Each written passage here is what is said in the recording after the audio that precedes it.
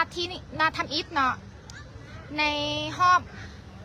แข่งขันแบ่งกลุ่มครั้งที่2เป็นมื้อที่2แล้วเจ้า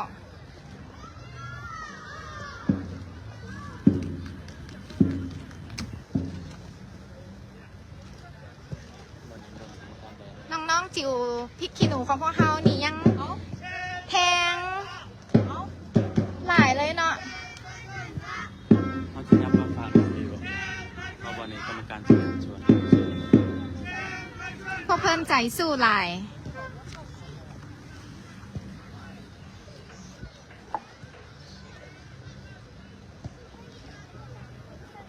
ตอนนี้ไปไม่ได้แล้วเนาะ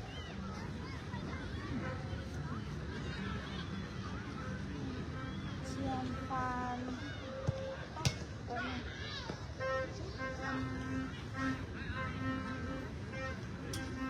เชียงฟานชูต้าเจ้าและในนัดนี้น้องๆยูเก้าของพวกเขาแมนได้พบกับทีมของสป.จีน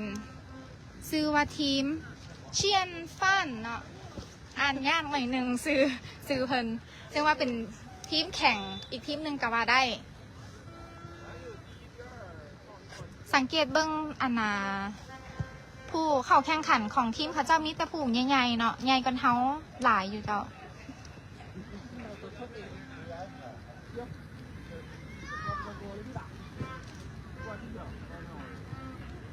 เจ้าขอโทษขออภัยเรื่องเวลานำโดยเจ้าเพราะว่าอาจจะได้เคลื่อนย้ายยับไปในหนึ่งในแต่ละนัดเพราะว่าจากสภาพอากาศและกะอีกอย่างต่างๆเจ้า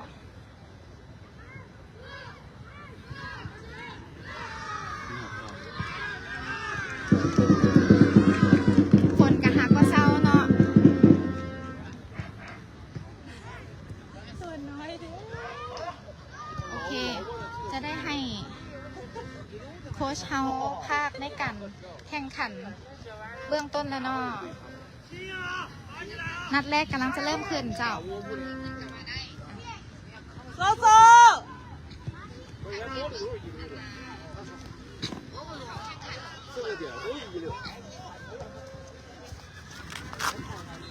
ลักกี้โซโซสวัสดีขึ้นเลยเนาะท่านผู้ชมตอนนี้แมนเกมกรรมการได้เป่าวีดเป็นทีพ่อยเนาะเดี๋ยวWG ได้เคลียร์บานก่อนบานวิธีนายให้ไปทีอาซี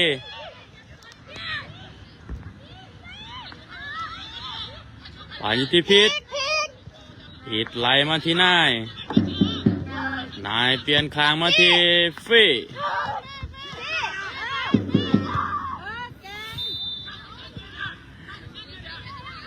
บานอยู่ที่ท่านว่าตั้งมาอยู่ที่กล้วยให้ไปที่อาซีอีกทีหนึ่งอาซีโยนขามาที่ฟรีลูกเดียวลูกนี้ยิงไปโอ้ที่ว่าออกข้างไปเนาะมันเป็นยังเอาไว้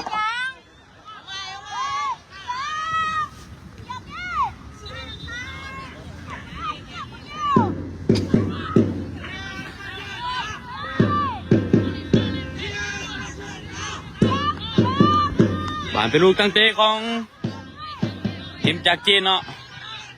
ไอ้ขึ้นมาตรงนี้ติดอยู่ที่พิษบานลักกี้ได้ปะยังบ่ได้เนาะบานอยู่ที่นายเปลี่ยนไปที่ท่านว่าให้ไปที่ลักกี้โอ้ลักกี้หลอกยังบ่วิดเนาะบานอยู่ที่อาซีหายไปที่ทันวาลูกนี่ทันวาบังเอาเป็นลูกเต็มมุมเนาะสวัสดีท่านผู้ชมอีกทีนึงเนาะ260 คนที่เข้ามาชมมาเชียร์ขอกดไลค์กดแชร์ไปเจ้าเพื่อเป็นกำลังใจให้หลานน้อยยูเก้า WAG นั่นเองเนาะถึงตอนนี้ลงแข่งเป็นมือที่2เนาะลักกี้เปิดเข้ามาตรงนี้ถือสู้เขี่ยวมาเนาะบานอยู่ที่นายฟียังได้บ่ยังบ่ได้นายให้มาที่อาซีแทงไปให้ฟีแต่บ่ถึงถือกอตุสู เขี้ยวคางเนาะบานเป็นลูกโยนของ WAG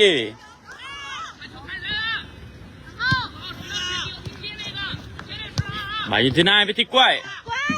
กล้วยเปลี่ยนไปที่อาชีทันบ่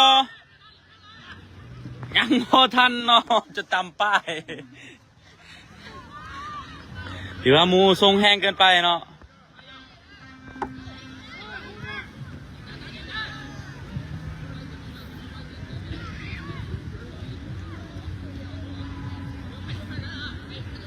บานที่ท่านว่าลากไปลูกนี่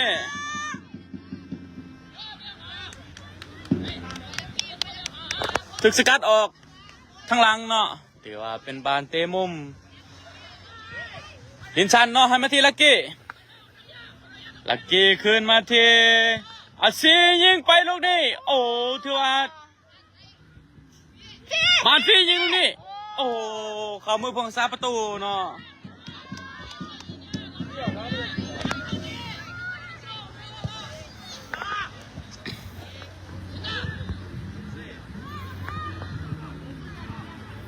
บานออกข้างเป็นลูกทุ่มเป็นลูกโยนของนักยีจีโยนมาให้ที่ท่านว่าให้ที่กล้วยยาวขึ้นมาลูกนี่ถือกูตะสูเป็นบานออกข้างบานโยนของ WG นาโยนให้ไปที่พีทเปลี่ยนไปที่อาซี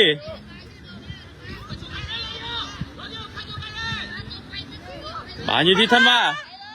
ถือเขี้ยวคางออกหลังอีกเนาะเป็นบานเตะมุมอีกเท่านึง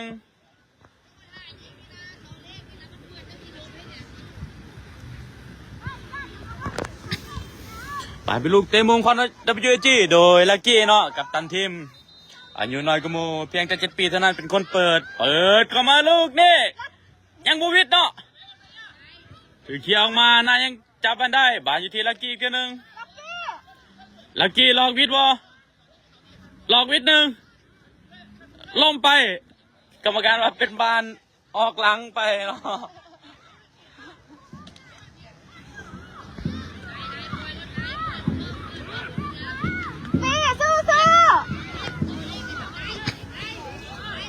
บานเป็นคนเปิดโดยลักกี้เปิดเข้ามาตรงนี้ทันพิษส่งให้นายยิงลูกนี้เป็นประตูอย่างสวยงามเนาะถือว่าในลูกคือนำโดยนายเนาะหมายเลข6นั่นเองเนาะถือว่า WG ขึ้นนำทีมจากซุปเปอร์จีนไปอยู่ที่1-0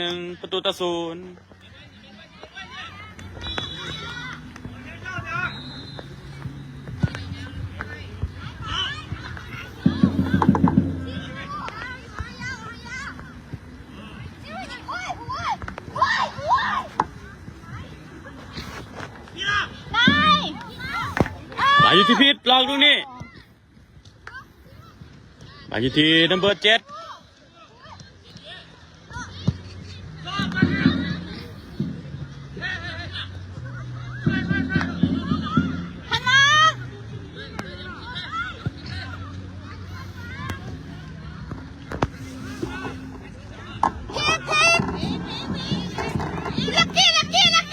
กกี้ยิงยังไม่ได้เนาะบานอยู่ที่ฟีหลอกวิดไปลูกนี้ถือเขี้ยวออกมาเนาะบานอยู่ที่กล้วยหายไปที่อาซีแนวงูเปิดเข้ามาตรงนี้ติดคุตสูเนาะท่านว่ายังลินได้อยู่ส่งกลับขึ้นไปที่นะครับเนาะเป๊ปซี่สาดยาวขึ้นมาติดกุตุสูยิงไปตรงนี้ออกทั้งข้างไปเนาะแต่ว่าบานเป็นลูกตั้งเตะ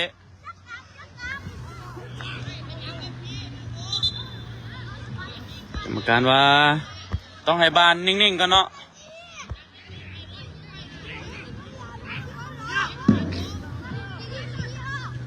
บานมาที่ลูกนี่หายไปที่ไหน นายกให้ไปทันว่าลูกนี่ยังทันอยู่ทันว่าให้ไปที่ผิดแทงไอ้ลักกี้คนเดียวโอ้ยถือว่ากรรมการยกล้ำหน้าอีกแล้วถือว่าน้องลักกี้นี่ยังบ่ทันเข้าใจเธอเนาะสำหรับกติกาในการล้ำหน้าเนาะเพราะว่ายังน้อยก็หมู่ความเข้าใจยังบ่ทันฮู้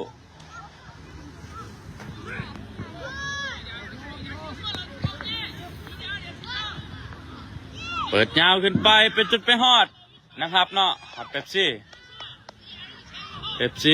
โยนมาให้ที่นายประเดี๋ยวให้ไปที่ผิดแทงให้ไป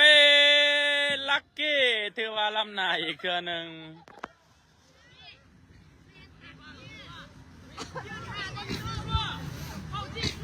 ลักกี้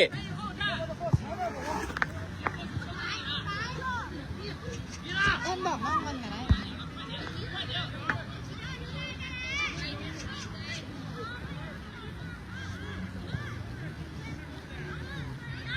บาลอยู่ที่นายยังครองบาลได้อยู่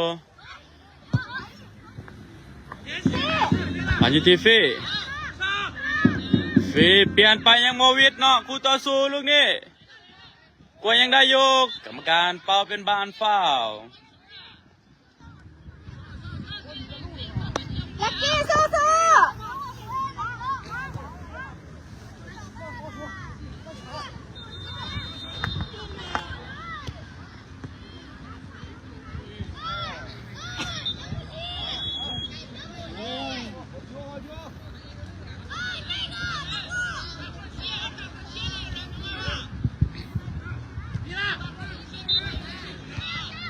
กวยเป็นไปที่อาซีโยนขึ้นมาลูกนี้วิทย์มาอยู่ที่ฟียิงไปอีกแล้วถือว่า WT ขึ้นนำไปอยู่ที่2-0โดยหมายเลข11เนาะก็คือฟีนั่นเองเนาะตอนนี้ WG ขึ้นนำทีมจากซอปจีนไปอยู่ที่2-0โดยหมายเลข11เชียนฟานเนาะ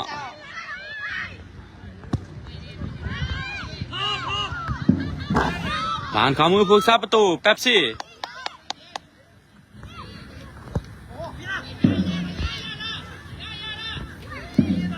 บาลอยู่ที่กล้วยให้มาที่นาย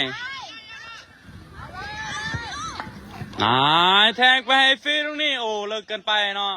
ถือว่าแห้งเกินไปบาลเป็นลูกตั้งเตะของเชียนฟัน แอดก็ลืมตลอดเนาะซื้อทีมนี้อาจจะยากหนึ่งเก่าบาลนะครับเตะขึ้นมาตรงนี้นายยังเก็บบันได้อยู่นายให้ไปทีพีทให้ไปทีท่านว่าไปทีพีทอีกเจ้าหนึ่ง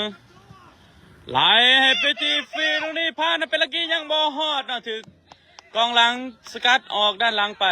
เป็นบานเตะมุมอีกเจ้าหนึ่งของ WAG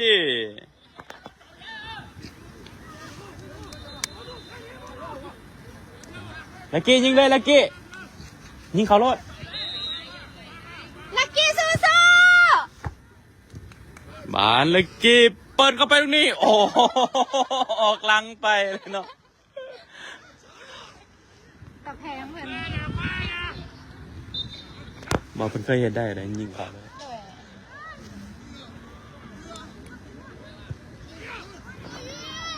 บานเป็นลูกตั้งเตะขึ้นผิดจังเก็บบานได้กรรมการว่าบ่ฟาวล์เนาะอาซีตัดบานได้ลูกนี่ให้ไปที่ท่านว่ายังบ่วิทย์คุตสุบานอยู่ที่อาซีขึ้นไปที่กล้วย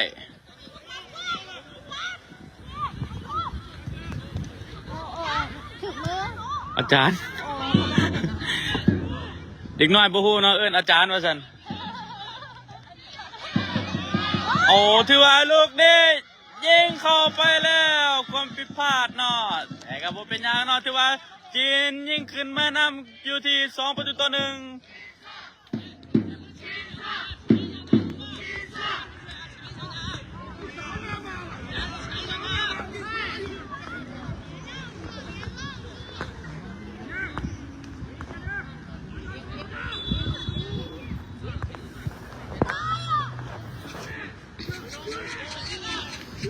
มาอยู่ที่ฟี่หายไปที่ธันวาลูกนี่ธันวาหายไปที่ลักกี้หลอก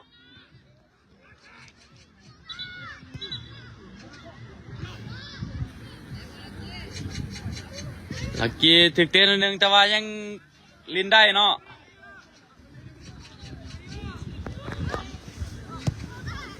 บานลูกโยนของนักเบียเจโดยฟี่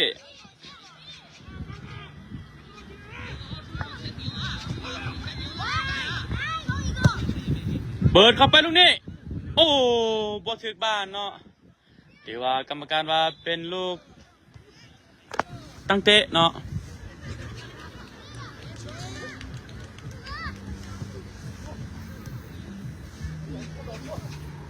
สวัสดีท่านผู้ชมอีกทีนึงเนาะ558กว่าคนเนาะที่เข้ามาชมมาเชียร์ขอกดไลค์กดแชร์ไปเจ้าเพื่อเป็นกำลังใจให้น้องๆหลานน้อยอยู่9 ปีทำยูจีทีมมาแข่งอยู่ที่สปจีนเนาะบานยาวขึ้นมาลูกนี่บานนายยังทันบ่นายยังทันอยู่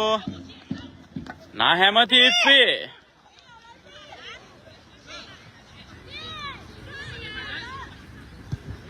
ฟีไลมาที่พีทหายไปที่ฟีอีกหนึ่งเปิดเข้าไปลูกนี้ลักกี้ทันบ่ลักกี้ยังแลนทันอยู่เป็นบานออกหลังไปเนาะแต่ว่าเป็นบานเต็มมุมอีกเท่านึงของ WG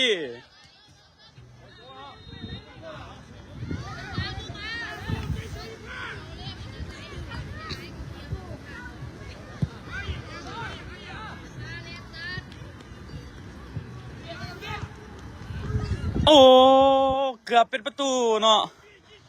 ถือว่าลักกี้เปิดเข้ามาติดทั่วทันวาเนาะแต่ว่าข้ามข้านออกไป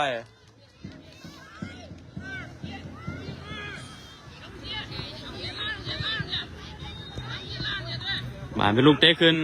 ของเชนฟานเนาะ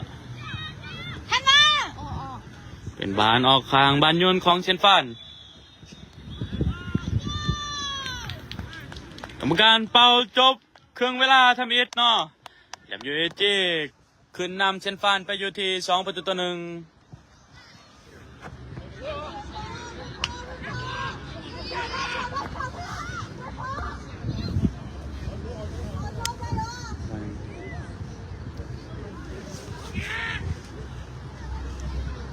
าเกี่ยวกับตัวเขาเตะนะเขาเตะเจ็ดหนักคือกัน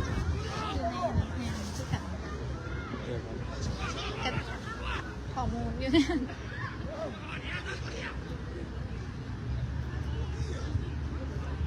เจ้าขอขอบใจกำลังใจจากทางบ้านเนาะที่ส่งมาให้น้องๆ WIG นะคะรุ่นU9พริกขี้หนูของพวกเขาเพิ่นโตน้อยได้เนาะแต่ว่าใจเพิ่นใหญ่หลายใจเพิ่นมันอยากแลนมาตั้งแต่4-5 โมงเช้าเนาะมาถ่ายอยู่เดิน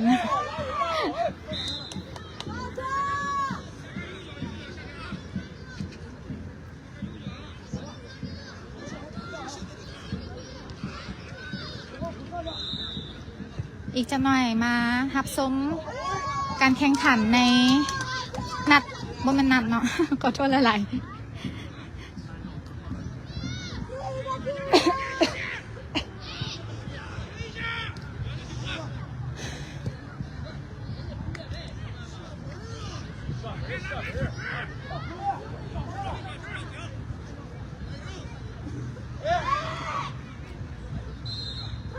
ในครึ่งหลังของพวกเขาน่าจะปรับเกมไปหน่อยนึงเนาะเพราะว่าทางจีนนี่เขาเจ้าศึกษาพวกเขาตั้งแต่ยังบ่ทันได้ลงแข่ง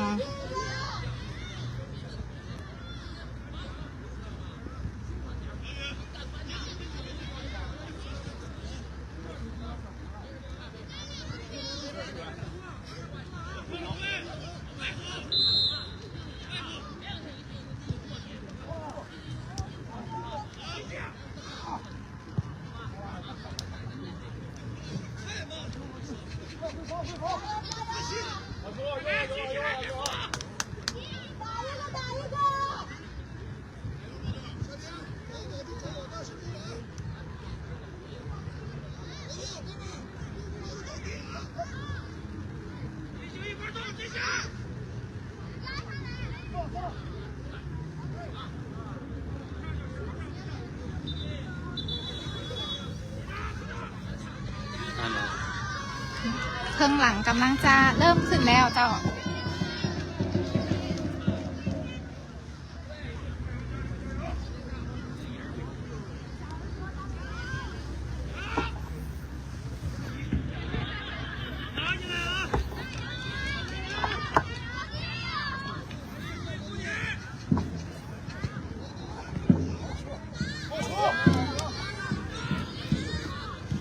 เดี๋ยวสวัสดีอีกทีนึงเนาะกลับเข้ามาสู่เครื่องเวลาที่2ระหว่างใน WAG รุ่น U9 พบกับเซียนฟาน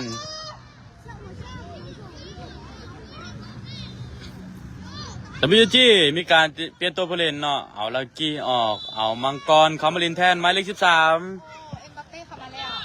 แม่เนาะเอ็มบัปเป้เนาะบานโยนเข้าไปออกหลังไปเนาะกรรมการให้เป็นลูกตั้งเตะของ WAG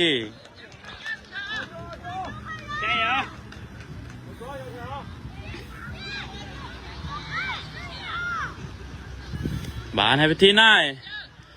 ยาวเขาไม่ที่ฟี่ยังเก็บได้บานได้อยู่ฟี่โยนไม่ติดมังกรยังบ่ทันเนาะบานที่พีให้ไปที่นายหลอกสวยเนาะแทงเข้าไปที่ท่านว่าลูกนี่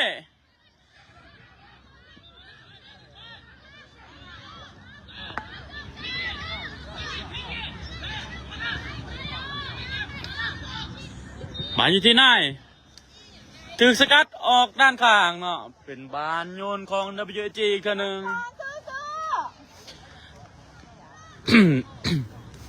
มาเบิ่งกันว่าเอ็มบัปเป้จะสายแววได้สำใดเนาะ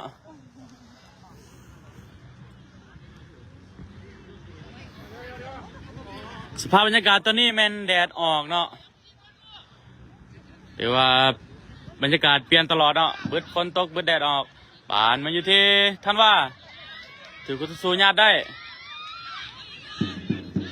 สิหายมาที่เอ็มบัปเป้ลูกนี่ติดจรวดแล้วเอ็มบัปเป้ไปแล้วมังกรเนาะยังไปไม่ได้คืนมาที่พีทไทยมาที่เปลี่ยนไปที่นายแทงไปที่ฟี่หายไปที่ท่านว่ากรรมการยกเป็นบ้านล้ำหน้า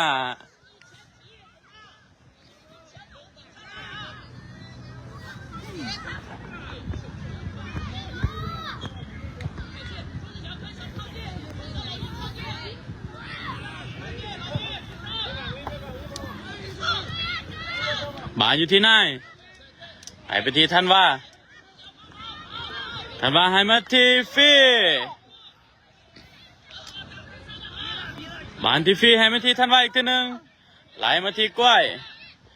หายมาที่มังกรไปแล้วคอดมาลูกนี้ยังบอวิดกองหลังเนาะถึงสกัดออกมาบานอยู่ที่อาซีหายไปที่กล้วยปล่อยผ่านไปเนาะบ้านอยู่ที่ไหน แอมเบอร์ที่พิษสิง1-2กับฟี่โอ้ยังบ่ได้เนาะถือกองหลังเที่ยวออกมาบ้านอยู่ที่กองหน้าเบอร์11ไฟลูกนี่โอ้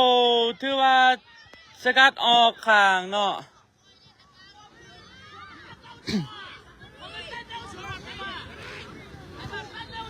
มังก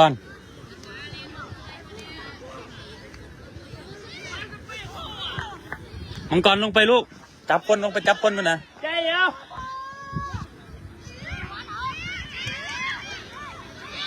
บันอยู่ที่พีทนะเด้อบันอยู่ที่ฟี่หายไปที่ทันว่าลูกนี่หายมาที่ฟี่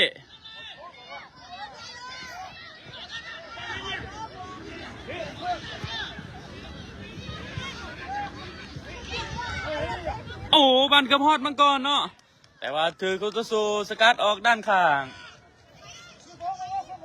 เป็นบานโยนก่อน WG โดยอาชีโยนให้พีทยังเก็บบานได้อยู่พีทเปิดไปลูกนี่บานอยู่ที่ฟี่ทันบานยังทันอยู่ยังบ่ทันเนาะบานอยู่ที่กุตสูหมายเลข11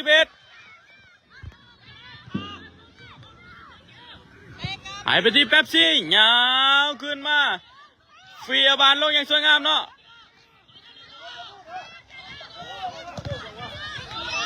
บานอยู่ที่พีทไหลให้ไปที่ฟรีลูกนี่ฟรีล็อกมาหนึ่งยิงไปนู่นนี่โอ้ติดบล็อกเนาะถือว่าบานออกหลังไปเป็นลูกเตะมุมของWG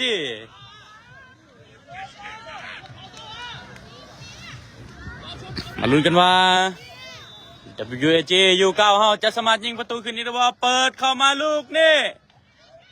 ถือเขี้ยวออกมาอยู่ที่หมายเลข11มังกรให้มาที่อาซีแทงไปที่มังกรลูกนี่มังกรไหลมาที่พีทบ้านอยู่ที่พีทคนเดียวโอ้ยังยิงไม่ได้เนาะบ้านอยู่ที่ฟีไหลมาที่นายให้ไปที่ท่านว่า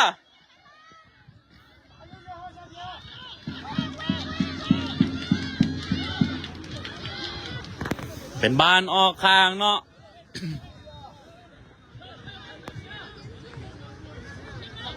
บานอยู่ที่พีทให้มาที่ฟีให้ไปที่มังกรลูกนี้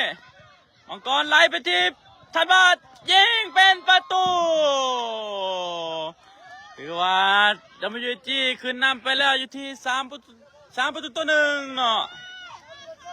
เป็นหมายเลข9นั่นเองเนาะก็คือท่านว่าเขาไพ่เลยใช่ไหม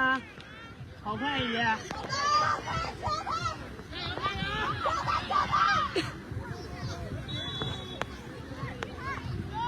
ใช่เหรบานเขามือพวงซาประตูเป๊ปซี่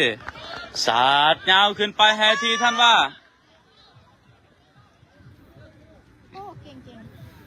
ให้มาที่พีท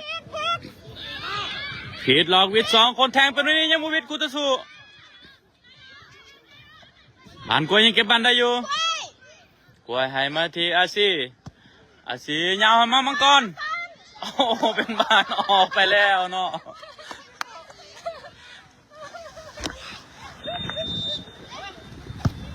บานถือเคียออก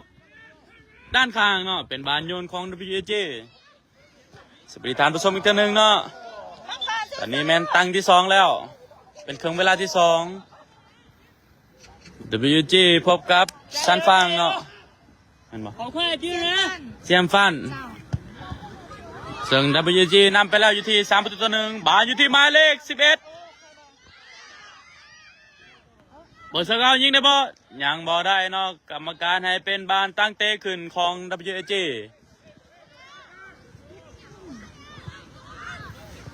บานนายยาวขึ้นให้ไปที่ทันว่าลูกนี้กรรมการว่าเป็นลูกเตะมุมเนาะ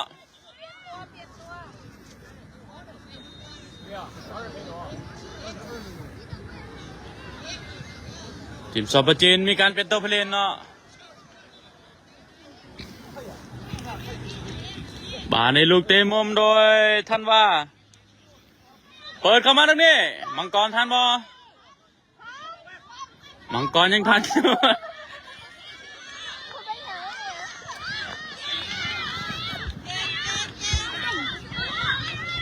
บานอยู่ที่พีทใส่ก้อยไปรีให้ที่ท่านว่า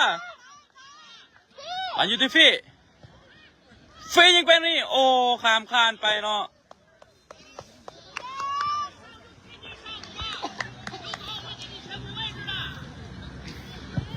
บานนะครับยาวขึ้นให้เบอร์11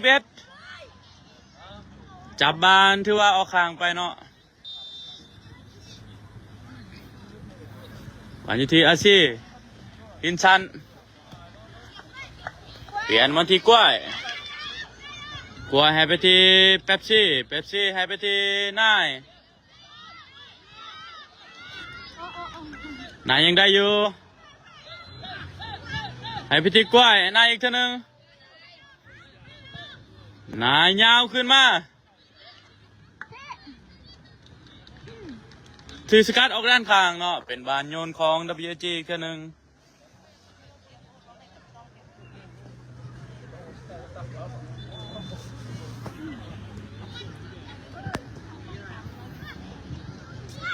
บานอยู่ที่เอ็มบัปเป้ลูกเนี่ยไปแล้วเนาะติดจรวดแล้วเอ็มบัปเป้ยิงไปลูกนี่เป็นประตูโอ้ถือว่าเอ็มบัปเป้นี่ความไวสูงโอ้ประธรรมดาเนาะถือว่าสุดยอดเนาะเอ็มบัปเป้หรือว่าชื่อเพิ่นแม่นมังกรเนาะแต่ว่าสายยาก็คือเอ็มบัปเป้นั่นเองมังกรยิงให้ WG ขึ้นนำไปอยู่ที่4 ประตูต่อ 1โดยหมายเลข13มังกรนั่นเองเนาะ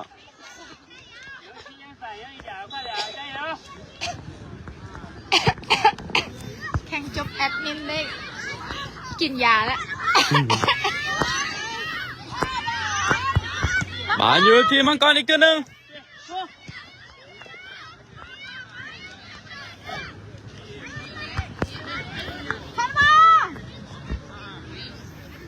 บานอยู่ที่ท่านว่ายิงเป็นตรงนี้โอ้ถือว่าเขามือพองซาประตูเนาะซาประตูสาดยาวขึ้นมาลูกนี่อาซีมุงแป๊บซีจับบานได้เนาะหายไปที่กล้วย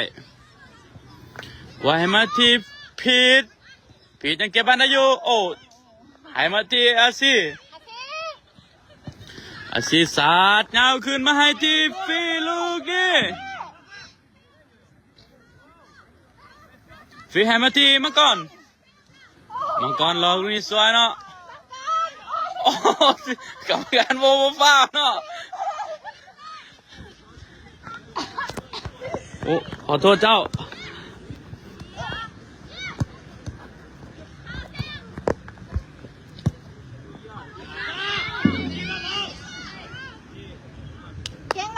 บานขมือพวงซาประตูเนาะแป๊บซีให้ไปทีมาที่อาซี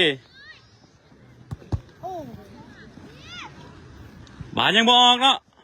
บานออกข้างไปแล้ว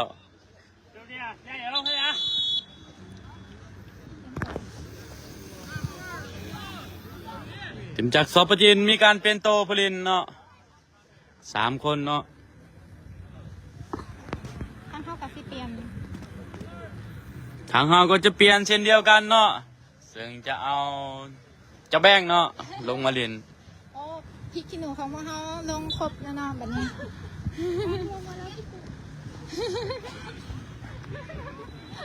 เป็นบานออกข้างอีกเท่านึงบานโยนของทีมจากซอปจินเนาะนี่ก็เส้นฟันเนาะเส้นฟันเนาะลืมตลอดแป๊บซีจับได้ลูกนี่สาดยาวขึ้นมาฟีมุงไปที่ท่านว่าลูกนี่ยิงเข้าไปยังติดนะครับโอ้ที่ว่านะครับยังคุบได้อยู่เนาะนะครับยาวขึ้นมาอีกตัวนึงผีจะเก็บบ้านได้หายมาทีกล้วยหายมาทีมังกรเอ็มบัปเป้โยกตบออกแล้วไปอีกแล้วโอ้ที่ว่าบ่ผ่านเนาะเก่งอาซีสู้WG มีการเปลี่ยนตัวผู้เล่นโดยเอาหมายเลข9ออกท่านว่าเนาะแล้วเอาหมายเลขอาจจะแบ่งมาเล่นเนาะเป็นบานออกข้างบานโยนของ WG อีกท่านึง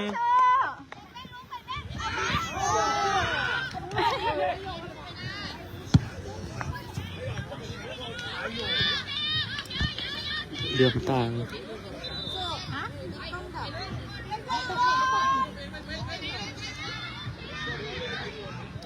โอ้ถือว่ามังกรยิงบ่ได้เนาะบานขมือพวงซาประตูเตะยาวขึ้นมาลูกนี่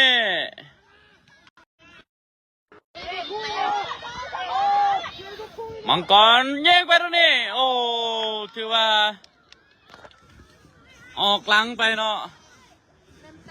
ถือว่ามังกรนี่ยิงลูกเดียวเนาะกระซากลูกเดียวได้บาอะไรมันติดจักแล้วก็ไปเลยเนาะ แต่ว่าสัญญาของเพิ่นก็คือเอ็มบัปเป้นั่นเอง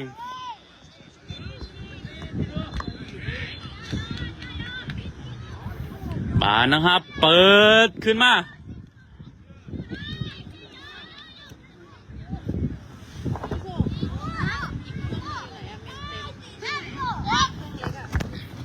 แบ่งยังบ่ทันเนาะเป็นบานออกข้างไปบานทุ่มของเซนฟาน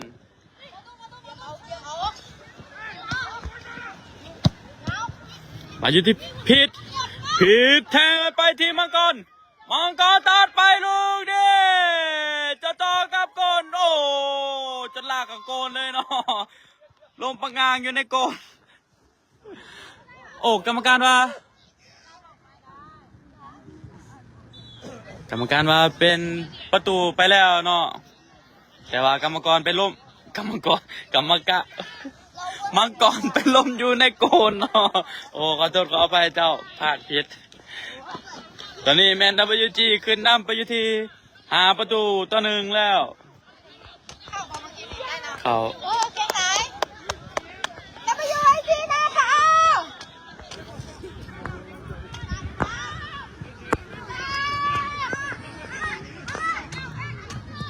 แบงอู้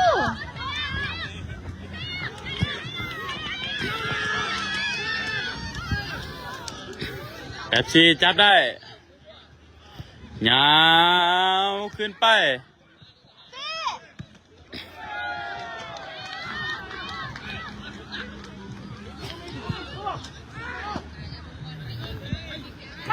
บานไปที่มังกรอีกแล้วเนาะหากเขาในนี้ให้ไปที่ฟี่ให้ไปที่พีทให้ไปที่แบงค์โอ้แลนบ่ทันเนาะเดี๋ยวบานไวเกินไปกรรมการเป่าจบเวลาถือว่าหมดเวลาไปที่ยาพอเนาะWG เอาชนะเซนฟานไปอยู่ที่5-1เนาะเจ้าเนาะไม่แล้วเอ็มบัปเป้ยิงอย่างเดียวเนาะ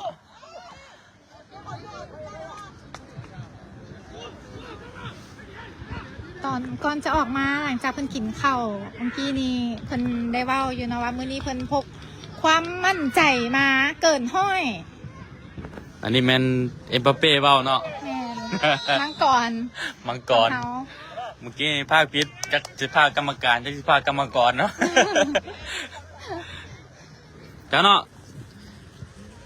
สวัสดีอีกเท่านึงเนาะท่านผู้ชมทุกท่านที่เคารพ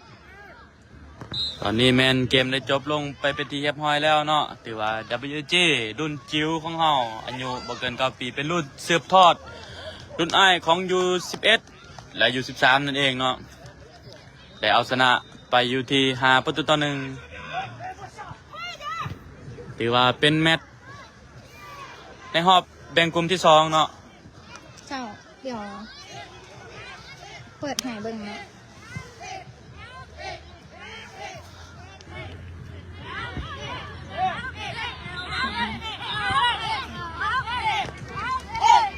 แล้วเนาะตอนนี้น้องๆกำลังจะมาขอบใจ